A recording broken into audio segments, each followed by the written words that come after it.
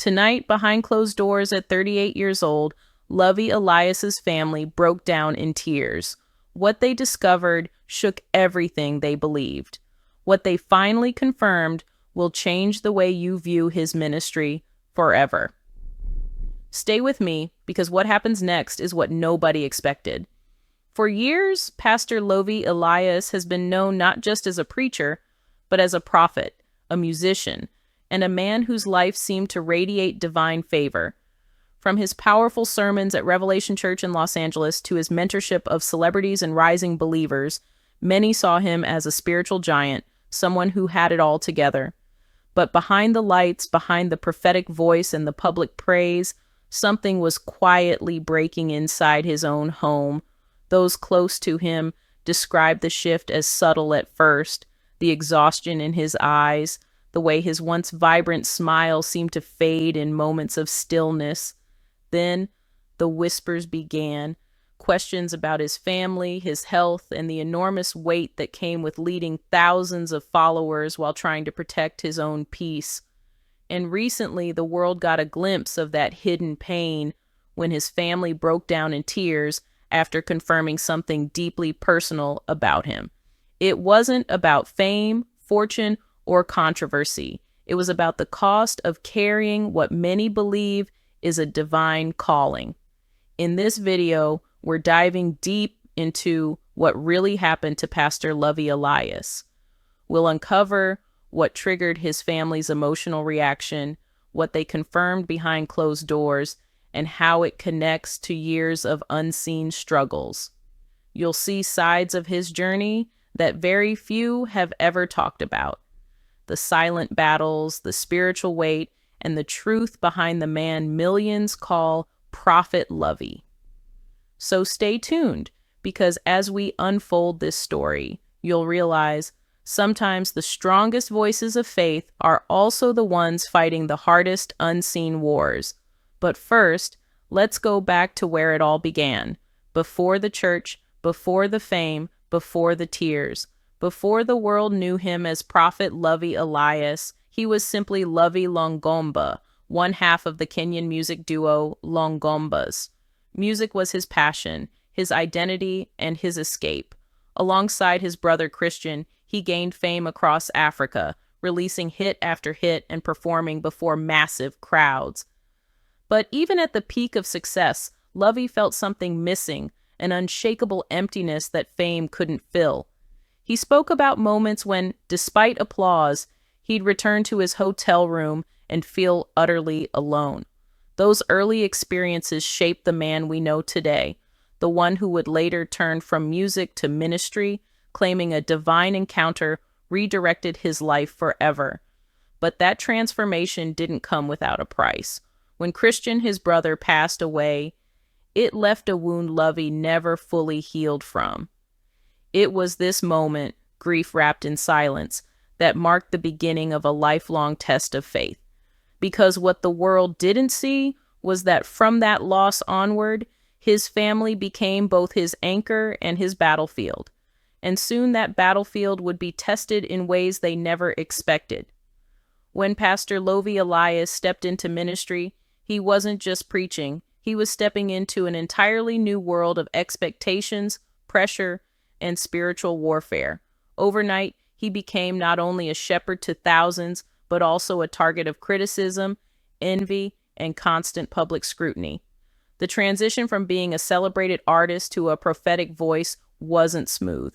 Many doubted him, some ridiculed him, and others questioned if his calling was even real. But through it all, Lovy stood firm, preaching about faith, restoration, and divine purpose. He would speak with such conviction that you could feel the room shift, and that magnetic energy drew people in, from everyday believers to celebrities and public figures seeking guidance. But as his influence grew, so did the unseen weight on his shoulders. Behind the pulpit, there was a man trying to balance his divine purpose with his human pain. He was leading a global ministry, counseling broken people, performing deliverance services that drew hundreds, while still being a husband, a father, and a man fighting his own inner storms. Insiders close to the family describe long nights of prayer, not just for others, but for themselves. His family watched him pour everything he had into helping people heal while quietly ignoring his own exhaustion. He was there for everyone, but who was there for him?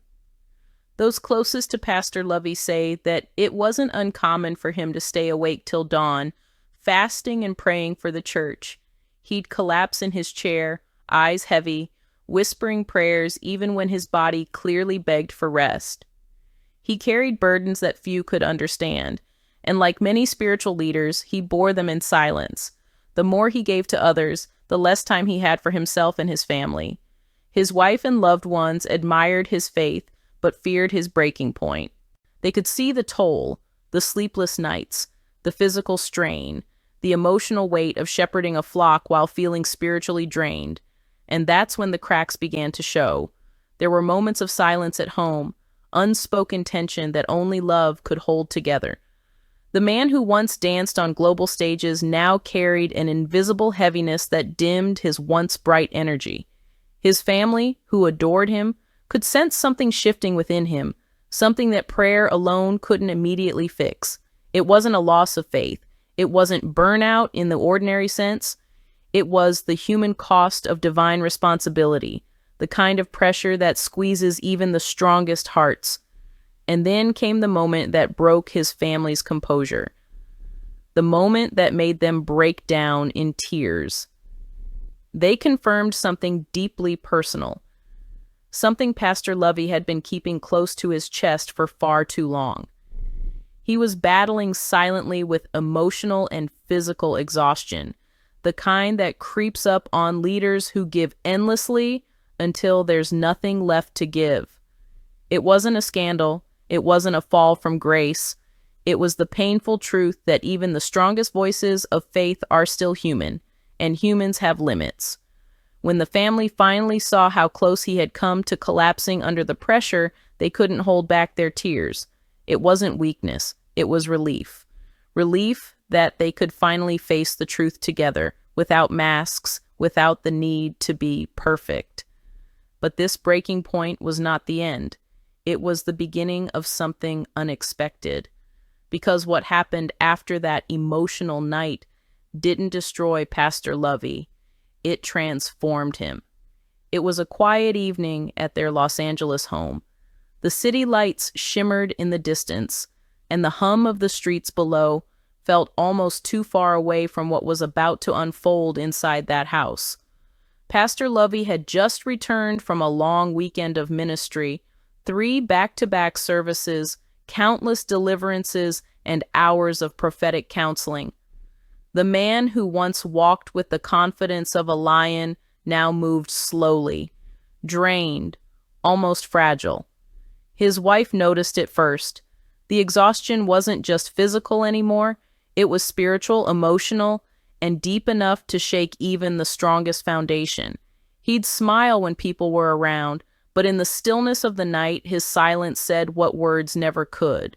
That night, something in him broke. He sat at the edge of his bed, head bowed, hands trembling, and whispered, "I can't keep pouring from an empty cup."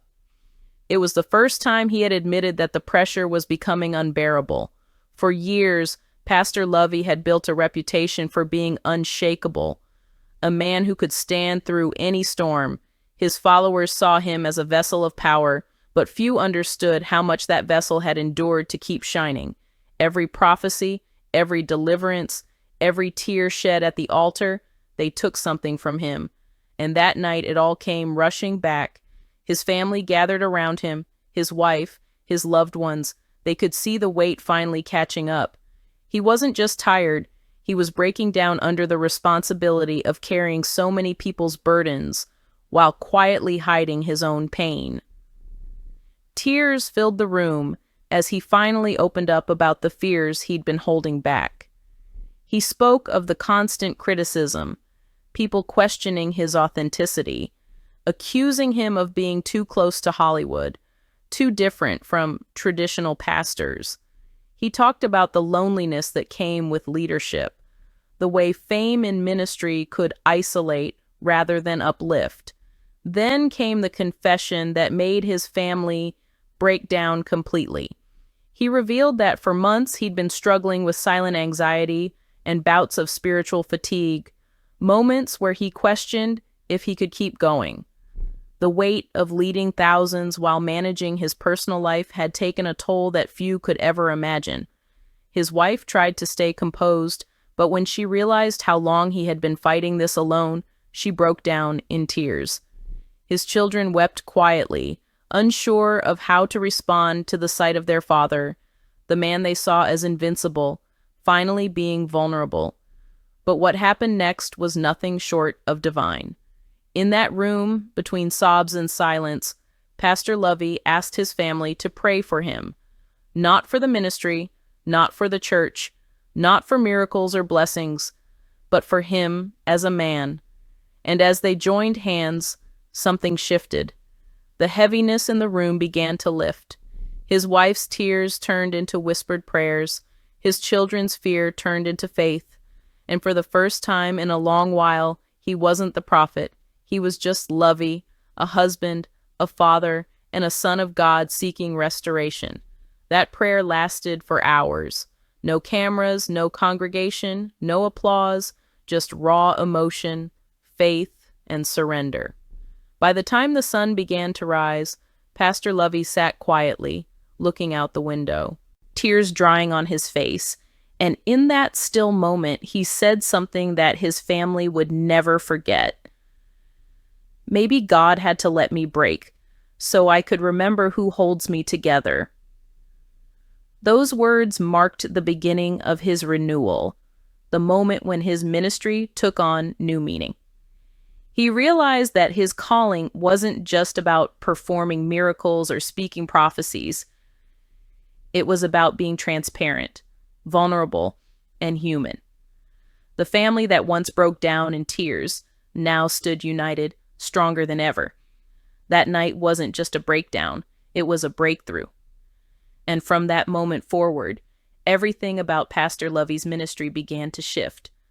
But what came next would test whether that renewal could truly last. Because the moment he decided to open up about his struggle, the world began to react, and not everyone responded with compassion. Word travels fast, especially when it involves a name as recognizable as Pastor Lovy Elias. What began as a private family moment of honesty and healing slowly began to ripple beyond the walls of his home. A few close friends, people he had trusted and prayed with for years, began to notice the shift in his demeanor. He wasn't hiding behind his usual armor anymore. His sermons felt raw, more emotional, and filled with confessions that hinted at his recent struggles. One particular Sunday morning, everything changed. During a live service streamed to thousands of viewers worldwide, Pastor Lovy spoke words that silenced the entire church. Standing at the pulpit, looking visibly moved, he said, "Even prophets grow weary. Even the chosen can feel broken. But what separates collapse from calling is what you do when the weight becomes too much." That one statement went viral within hours. Clips circulated across social media, TikTok, Instagram, YouTube, each platform buzzing with speculation. Was he going through something personal? Had he faced a health scare? Was there trouble in the family? The internet did what it always does. It filled in the blanks with its own stories.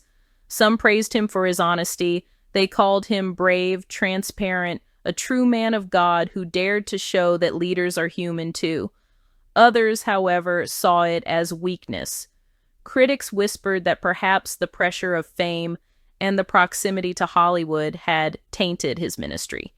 The debates spread like wildfire. News outlets and blogs picked it up. Headlines read things like, "Pastor Lovy opens up about his silent struggles. Church members in tears." Prophet Lovy reveals the weight of his calling, and more sensational ones, inside the emotional breakdown that shook Revelation Church. But while the world debated his vulnerability, the man at the center of it all stayed calm. Pastor Lovy didn't try to defend himself. Instead, he leaned into the truth. he began preaching a new series titled The Weight of the Anointing.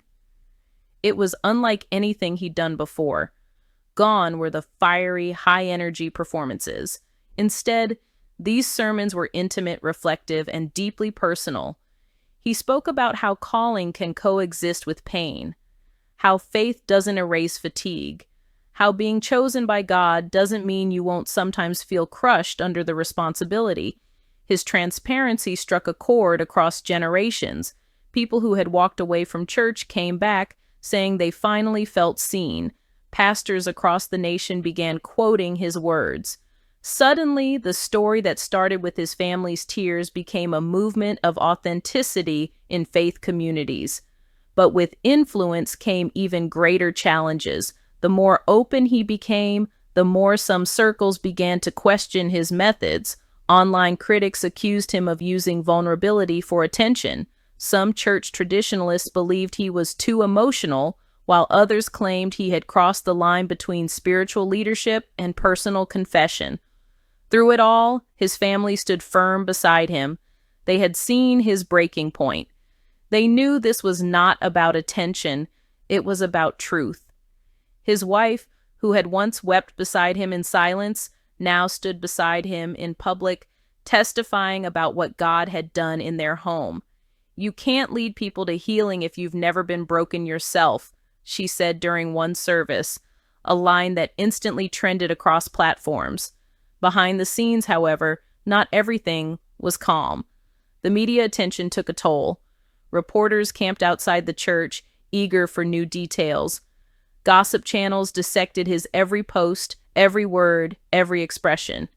Even some friends within the ministry world quietly distanced themselves, unsure how to handle the vulnerability he displayed. Still, Lovy didn't back down. Instead, he saw this moment as a test of faith, not just for himself, but for everyone watching. He once told his congregation, "The moment God exposes your weakness, He's not trying to humiliate you, He's trying to heal you." That line became a mantra, replayed across millions of views. His message was clear. The man behind the pulpit was still human, and God was still using him, not in spite of his weakness, but through it. And slowly, the story began to change again. What started as the night his family broke down in tears transformed into a testimony of renewal, faith, and family unity. His transparency didn't destroy his ministry, it multiplied it. People began showing up not just for miracles, but for truth. They wanted to hear from a leader who had faced his breaking point and survived. But just as things began to calm down, something else happened. A new revelation that would reignite curiosity and stir emotions all over again. Because one day, during an unplanned moment in a live stream, Pastor Lovy revealed something even more personal. Something that connected his recent pain to a much deeper spiritual story from his past. And when he spoke those words, even the strongest hearts in the room trembled.